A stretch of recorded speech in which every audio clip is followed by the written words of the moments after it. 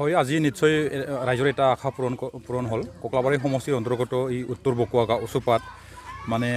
পুৰা ভাৰত স্বাধীনতা হোৱাৰ পিছত এটাও ৰাস্তা নাছিল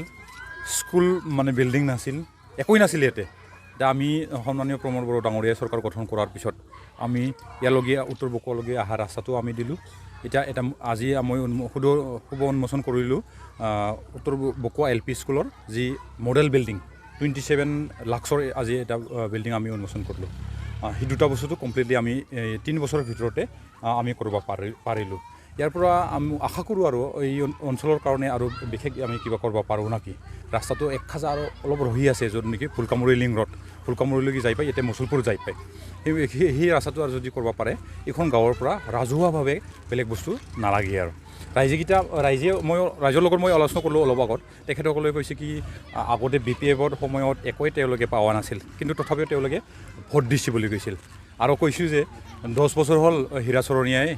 মানে তেখেতকো বহুতবাৰ ভোট দিলোঁ দুটা ইলেকশ্যনতো কিন্তু একদিনৰ মুখত দেখা নাপালাক এটা স্কিমো দেখা নাপালাক বুলি ৰাইজে মোক কৈ আছে কিন্তু UPPL চৰকাৰে 3 বছৰ নোহোৱাৰ আগতে সন্মানীয় প্ৰমোদ বড়ো ডাঙৰীয়াৰ যি UPPL চৰকাৰ গঠন কৰি আছে সিহে আমাক এইখন গাঁৱত দিলাক বুলি মোক মহিলাকেইটা কৈ আছে ইয়াৰ পৰা সেইটোৱে বুজা যায় যে আমি সঁচাকৈ আমি এতিয়া পাৰ্টি দলখন কেনেকৈ নিব লাগে বা ৰাইজে কেনেকৈ আশীৰ্বাদ দিব লাগে কাক নিৰ্বাচন কৰিব লাগে ৰাইজে ইয়াৰ কাৰণে এটা ভাবাৰ কাৰণে এটা সময় হৈছে বুলি মই ভাবোঁ আৰু নিশ্চয়কৈ ৰাইজে আমাক সহযোগ কৰি থাকিলে আমি যদি কণ্টিনিউ চৰকাৰটো গঠন তেনেকুৱা যাই থাকিব পাৰোঁ যিহেতু মই ৰাজনীতিৰ কথাটো বেছি নকওঁ বা ৰাজনীতিৰ ভাষাটো মই নাজানো একজন ছাত্ৰ নেতা হিচাপে সমাজখন আগুৱাই নিয়াৰ কাৰণে যিখিনি পৰিৱেশ সেই পৰিৱেশটো দিয়াৰ কাৰণে মই অহৰহ চেষ্টা কৰিম আৰু অলপ আমি প্ৰমোদ বড়ো ডাঙৰীয়াৰ লগত থাকি সেইখিনি অলপ হ'লেও পাৰছোঁ বুলি মই আশা কৰোঁ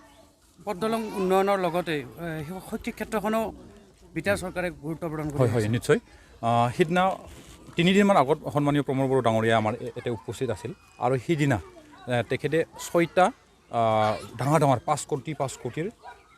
আমাৰ তাতে উন্মোচন কৰিছে আৰু ইয়াৰ আগত 2 দিনমান আগত আমাৰ সন্মানীয় লোকেল MLA তথা অসমৰ কেবিনেট মিনিষ্টাৰ UG ব্ৰহ্ম আমাৰ সমষ্টিত আছিল সিদিনাও তেখেতে কোকলাবাৰী হাই ছেকেণ্ডাৰী স্কুল য'ত নেকি আমাৰ সবচে পুৰণা হাই ছেকেণ্ডাৰী আৰু কোকলাবাৰী সমষ্টিতে এখনেই হাই ছেকেণ্ডাৰী ইয়াতে সিদিনা 8 কোটিৰ সিদিনা উন্মোচন কৰি গেলাক ইয়াৰ পৰা আমি বুজা যায় যে আমি BTC অঞ্চলৰ কাৰণে যিখিনি ডেভেলপমেণ্টৰ বাদেও শৈক্ষিকভাৱে আমি যিমানখিনি চেষ্টা কৰি আছোঁ সেইটো নিশ্চয়কৈ শিক্ষাৰ দিশত যেনেকৈ সিদিনা 8 কোটি দিলাক আৰু পৰহি মই বৰপামু ভালমানৰ ভিতৰত এটা মডেল স্কুল একে টাইপত স্কুল উন্মোচন কৰিলোঁ আজি কৰিলোঁ আৰু 3টা আৰু আছে তেতিয়াহ'লে আমি আশা কৰোঁ আমি যিহেতু ৰাস্তাৰ বাদেও নিৰ্মাণৰ বাদেও ডেভেলপমেণ্টৰ বাদেও আমি সমাজখন কেনেকৈ আগুৱাই নিব লাগে আমাৰ উঠি অহা নতুন প্ৰজন্মক কেনেকৈ